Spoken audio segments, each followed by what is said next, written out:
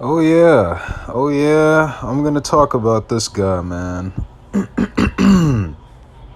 Man, look, first off, I want to give a shout out to Franchise Sports TV and Basketball Facts for giving me the news, and to Raw for giving me all this news that word on the street, LeBron, that you never cheated the game.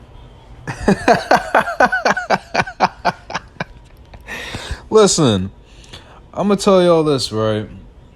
Now, I don't know if I said this in my other LeBron video that's like 20 something minutes long.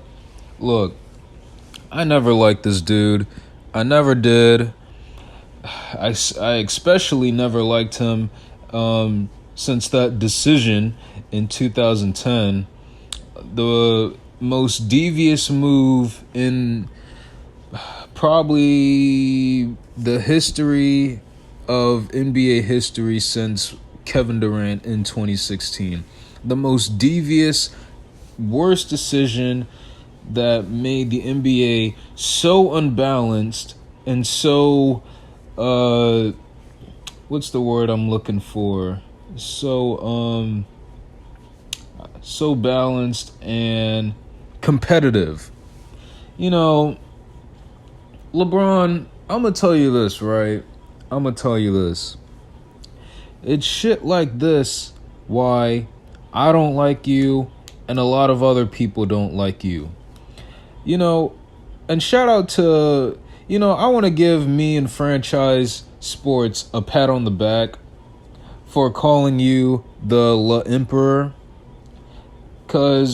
And you know what? I hope going forward that Franchise keeps the trend going just like me. Because I'm still going to call you the Emperor. Because you do this shit just like Palpatine does in Star Wars. Anybody that watches Star Wars or knows anything about Star Wars, anybody that knows Star Wars lore and stuff like that knows who Emperor Palpatine is and what he does. This is exactly what you do, LeBron. You are the real life Palpatine. Whenever you want to be political, you turn into Chancellor Palpatine. Whenever you want to do stuff behind closed doors, you turn into Darth Sidious. And whenever you want people to praise you and you want to command all your minions, you turn into the Emperor Palpatine. The galactic empire of clutch sports, the Death Star. LeBron, you have all these same traits just like Emperor Palpatine. I don't know, man. You do the same shit that you've been doing basically since Miami. And the only reason why you haven't left Miami in such a wreck of destruction when you left back in 2014 was because Pat Riley was there.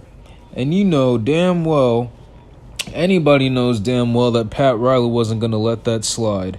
You ran away from Cleveland once. You left that in a wreck. You ran away from Cleveland the second time. And shout out to the Cavs front office because they got their act straight. And they actually said that they want to win a title without LeBron attached to that name. So shout out to them. But even when you left them in 2018, you left them in a wreck. And now I guarantee you, and I'm going to predict this too. I think everybody knows this, that once you leave the Lakers, you're going to leave that as a wreck. You already got rid of half of their draft picks just to get AD. You got rid of their young core. Remember how good Brandon Ingram was on that team? And I remember this because my dad is a Lakers fan.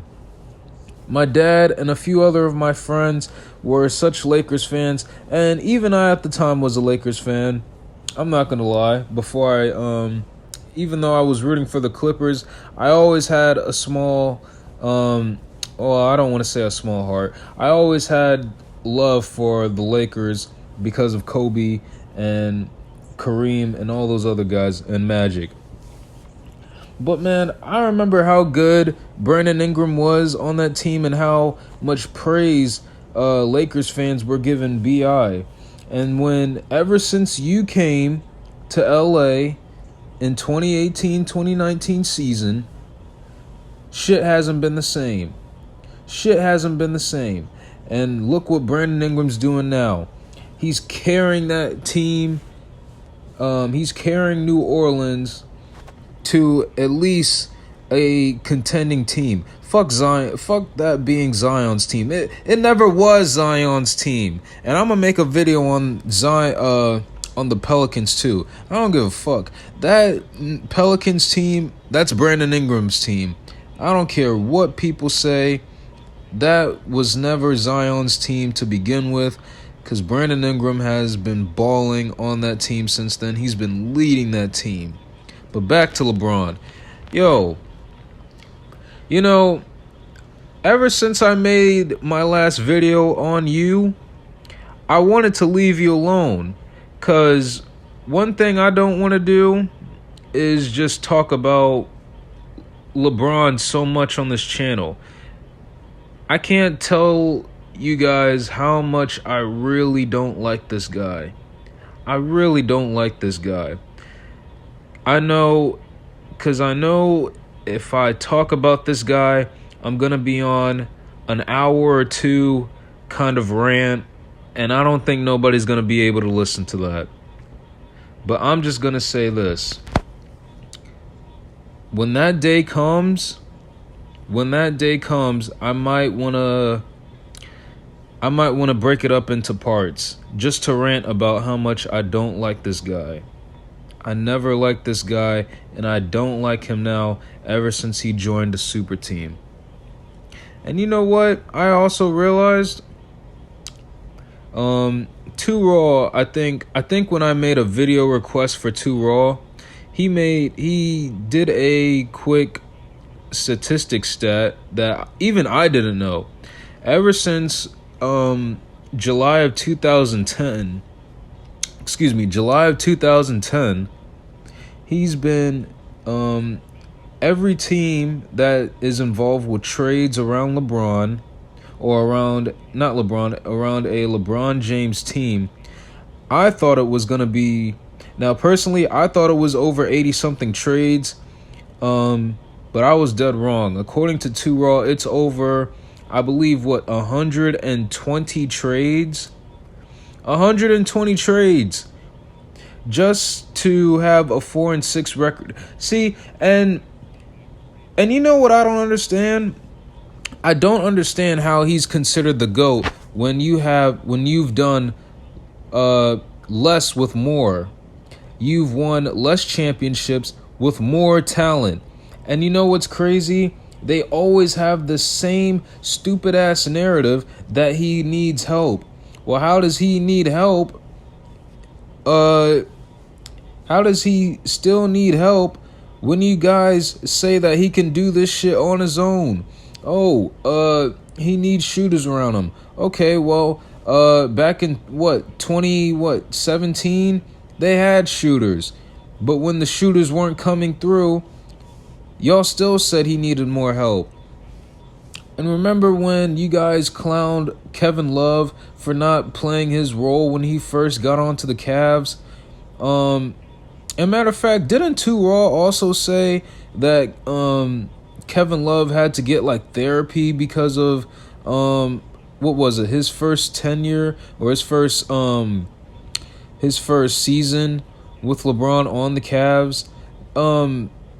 Yo, I'm telling you, man, this guy, look, I don't like what Kevin Durant is doing, but I will say this, at least Kevin Durant isn't as toxic as this guy right here, man. Oh my God, I really can't. Oh man, this guy, dude. I really want to say so much. I really want to say so much that I gotta say about this guy. But I'm just gonna say this. You cheated the you've cheated the game many, many, many times. I can't tell you how many times I've seen trades that involve around you. I can't see how many times I've seen you complain to your teammates whenever you guys aren't doing so good.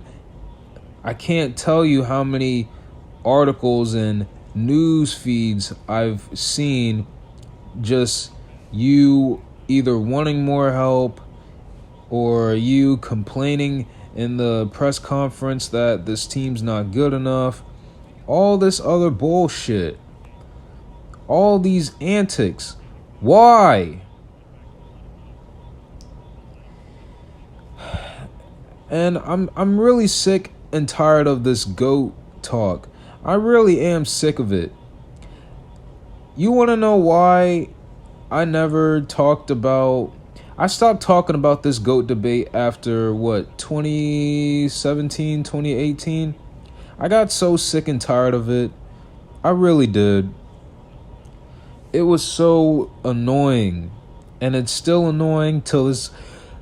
it's even more annoying now that you broke this scoring record that all of a sudden nobody cared about.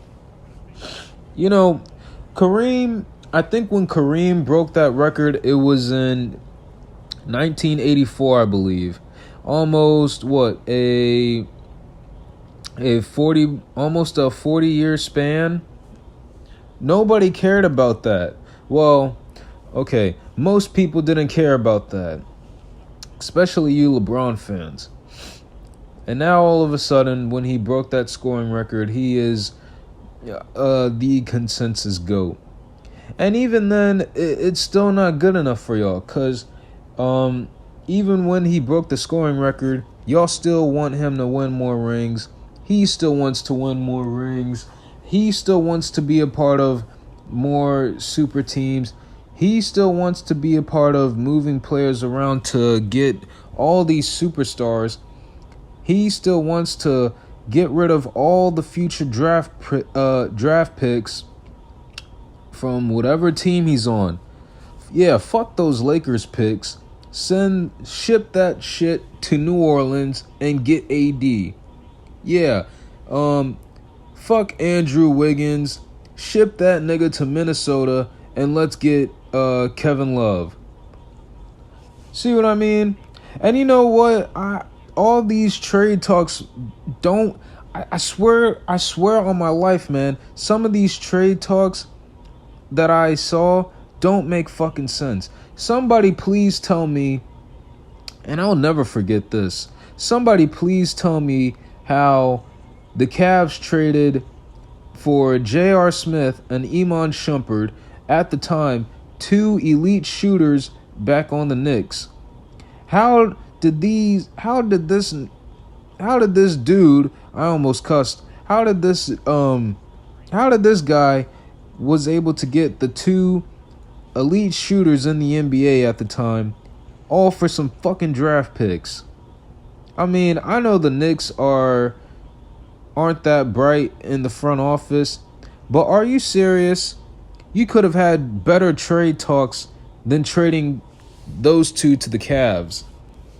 You know how many teams needed shooting at the time when that trade was going down? I don't know how many teams. I probably did back then, but I guarantee you it was a whole lot more. I guarantee you that, man. So anyway, I'm not gonna rant about this guy anymore. Maybe I will sometime in the future, because I really can't tell you how much I really want to say about this guy.